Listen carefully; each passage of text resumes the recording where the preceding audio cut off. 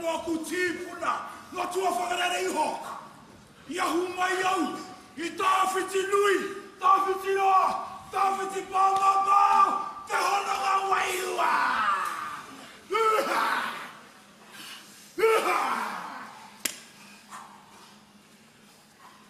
Hope! Keynote!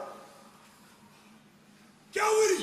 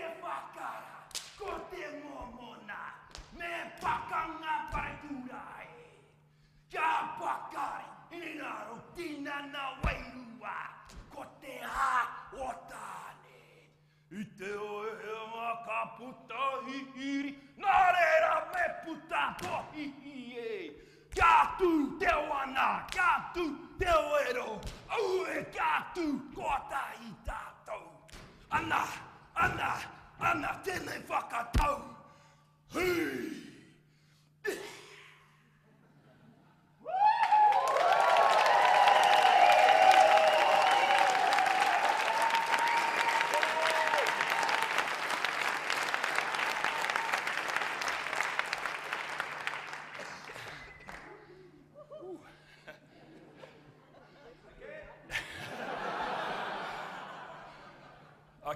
I can't even imagine what you're thinking. So first of all, while I get my breath back, kia ora everybody. Have you ever been down to Aotearoa, the land of the long white cloud?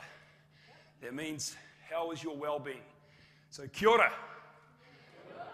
And to my fellow Kiwis, good to see you here.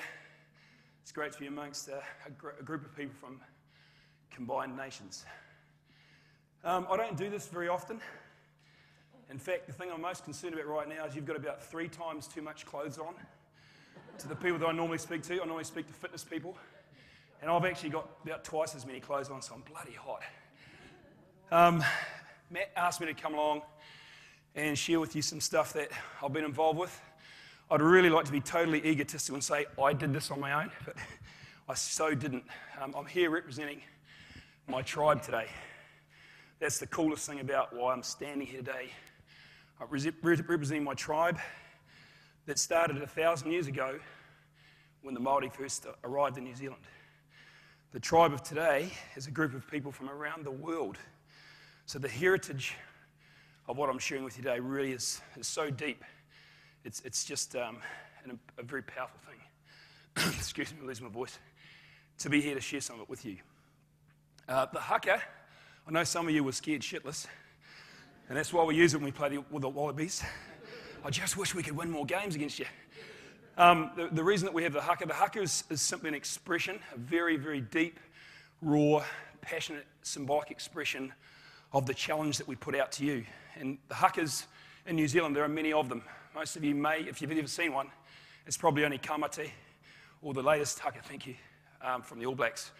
But we decided at our company to create our own haka. And without too much detail, basically what I was performing for you was saying, here before you are the new warriors of fitness. The war, the battle, is sedentary lifestyle and obesity. And we haka in the fury against that. You can be so much more than you are. So if we think of nature, earth, and light combined, the most deepest sort of principles on earth, your potential comes from there and you can have it if you step up, and we're here to embrace you. So the haka is ready for you. Thank you.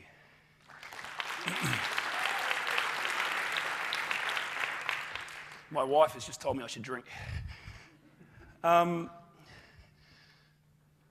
You're all entrepreneurs of some sorts, thought leaders, charity founders,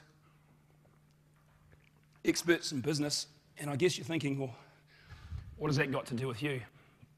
it really, just harking back on a couple of the presentations from before, why this topic? Basically, we believe that the Western society's medical system is collapsing under stress, and the simple reason is it's reactive. People get sick in our world for a whole bunch of reasons. They go to the doctor, they get a prescription, they lean on the hospital system, and it's just caving in. And if you want to see the real degree of that, just go to the United States. They're in trouble right now. So our view on all of that is we need to get busy, get serious about preventative medicine. And the particular industry and the sector of the industry that I'm involved with is just one little engine room driving that preventative medicine. We're saying, look, let's help people before they get sick. And sickness isn't actually even an end goal for us. It's like, let's just have a great life doing whatever you do. And a bit of exercise in there has got to be good for you, however you do that. So that's sort of where we're coming from on the really high level. It's the why now thing. You've got to do it now because we're in the shit as a planet. And there's enough books written on this stuff to fill probably 2 of these rooms. So big problem right now, fix it up or deal with the consequences, or don't worry about it and let your kids deal with it. I've got an 11-month-year-old daughter, so I'm sort of sensing that sense of responsibility quite big at the moment. Funny enough, for the first 40 years, I didn't really care. It's amazing how kids change you. Beyond that, what happened was a few years ago now, I'm actually going to do death by PowerPoint because no one else did. I was like, come on. And it's a really nice slow death. Where you go down this one?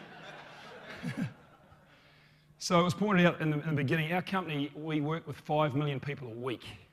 So 5 million people a week, somewhere in the world, go and take a class that our company has designed the choreography and music for. So that's kind of cool, and it's in a lot of countries. What is, I think, even a little bit cooler than that is the people that deliver the stuff.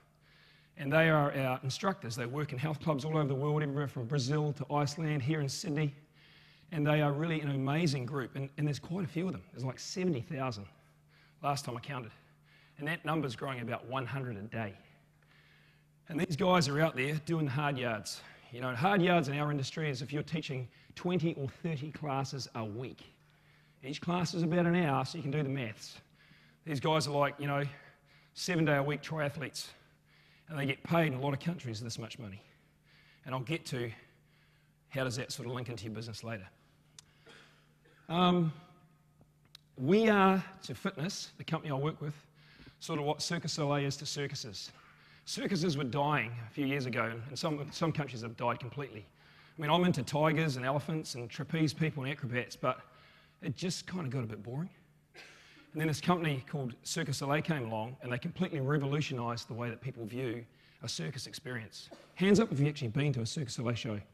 You know what I'm talking about. I mean, even as someone who's in fitness, when I go to these shows, I feel so unfit.